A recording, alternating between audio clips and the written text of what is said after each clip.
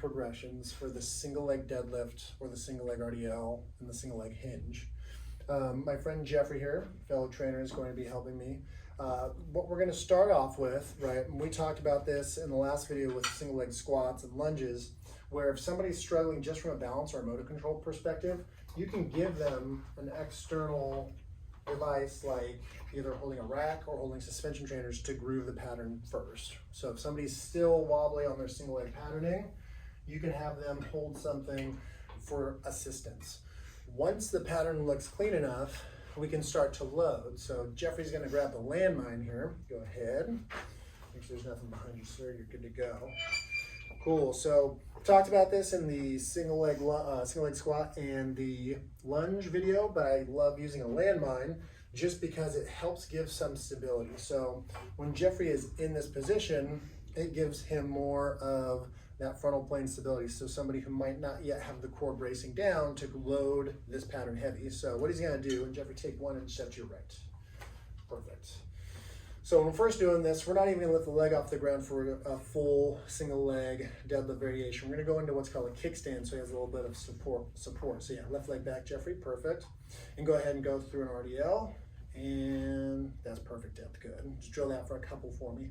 So what we've done with the back foot elevated is that we have moved his center of gravity more towards the front foot, and so now most of the load is being placed on that hip and on that hamstring on the front side. What we can do as well in this position, in the kickstand, is I can have Jeffrey go ahead and transfer it to your left hand, keep the left foot back, and we can go into this contralateral loading pattern, which is great because if we're looking from a functional standpoint, we're starting to create more resistance through the transverse plane, and that comes from this lat all the way down this opposite hip, where we are forcing the glute to not only extend, but also control rotation. Now, if we wanted to load this heavy, go ahead and go to the same side. So now he's right leg in front, right leg down. We can load this pattern a little heavier. However, from a functional standpoint, we don't get the same transition.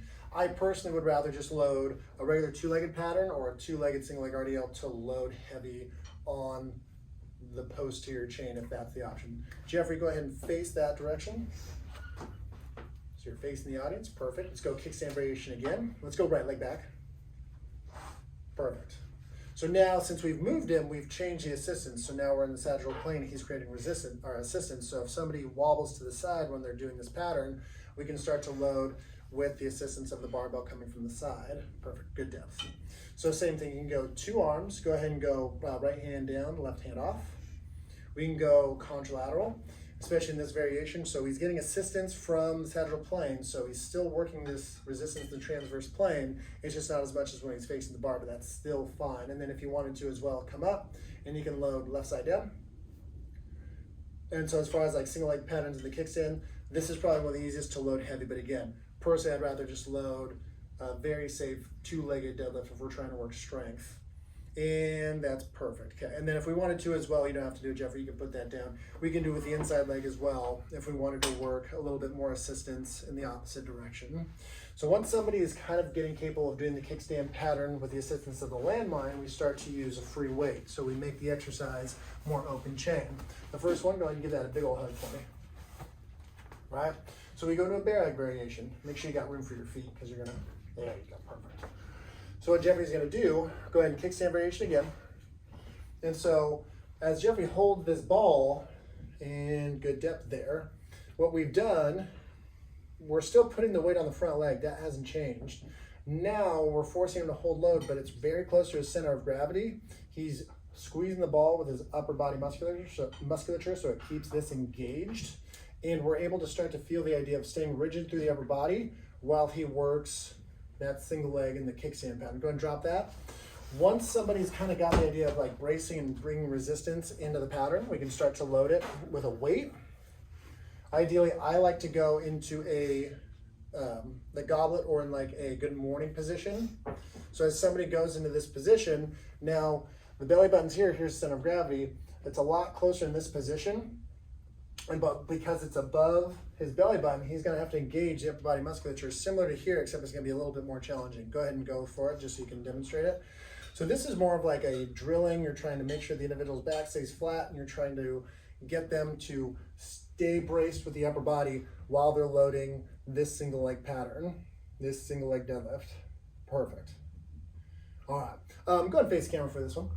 Go hands down, just because we're gonna be switching that kettlebell back and forth. All right, so Jeffrey, go ahead and take one step forward, just so you don't hit the barbell behind you. Let's go kickstand again, either like you want. I'm gonna cut you up around it. So now that we're starting again, we have an external load. We've learned to brace the upper body. We've learned to reactively engage our core so that we are loading our hips. We can go more to a free weight traditional pattern. So we can go with a kettlebell, we can go with dumbbells. From this, he's gonna go the same kind of hinge movement, loading that front leg. And you can come up. Good, and so that's how we use a free weight. Jeffrey, go left hand, keep your foot back.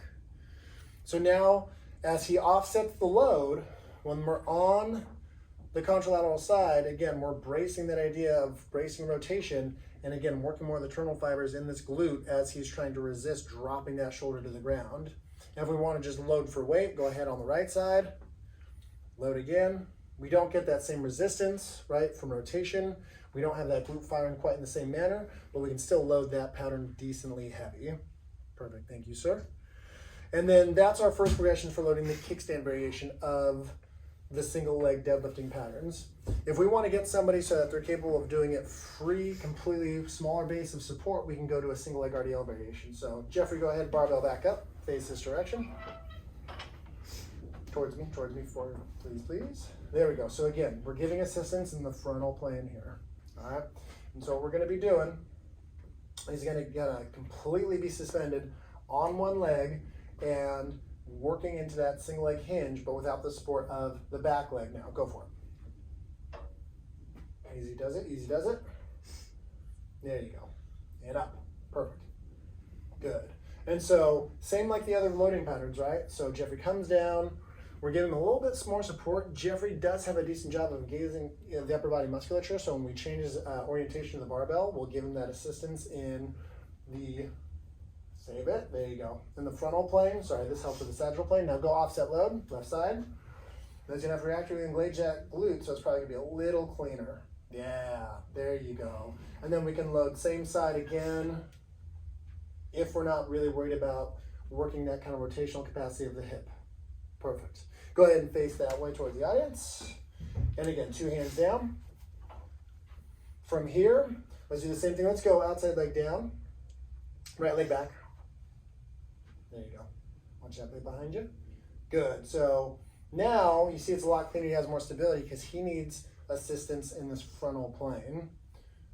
Good. Do you ever take 1 inch step forward so you don't kick that plate behind you? Perfect there. Now let's go right hand, left hand off.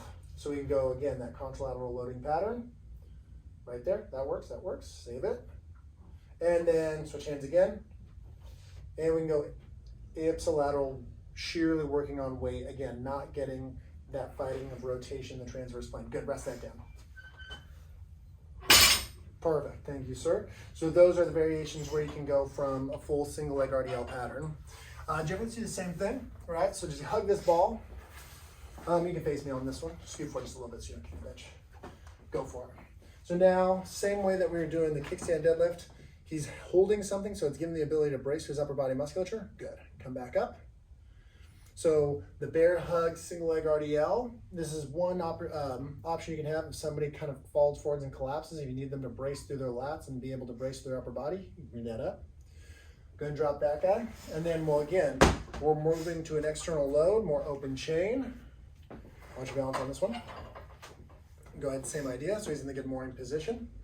And again, this is more like both of these are trying to just cue the motor pattern. We're not necessarily trying to load this heavy. You wouldn't necessarily load a single leg RDL in a heavy pattern. Good. And then hold that one down low.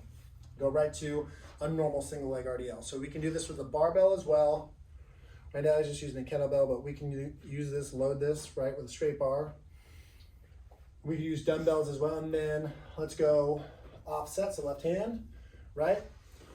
Working this kind of rotational capacity of the hip right deep into this glute, this downward leg. And then he goes same side. Good, now we're just working on extension of this glute, which is fine. We're not quite working rotational capacity, but that's perfect and that's good, relax there.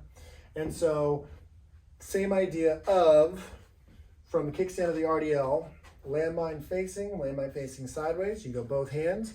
You can go offset, contralateral or ipsilateral, and work from landmine, so you have assistance, going to the bear hug variation, then the goblet or Zercher position, and then finally with the external load, either here in front of you with two hands or working with one weight, making it so you're working through that transverse plane a little bit, creating resistance and rotation, and slowly advancing the movement. So those are all different progressions that you can use when you're trying to help someone master single leg RDL, single leg hinging patterns, so that they can be more stable and stronger on one leg.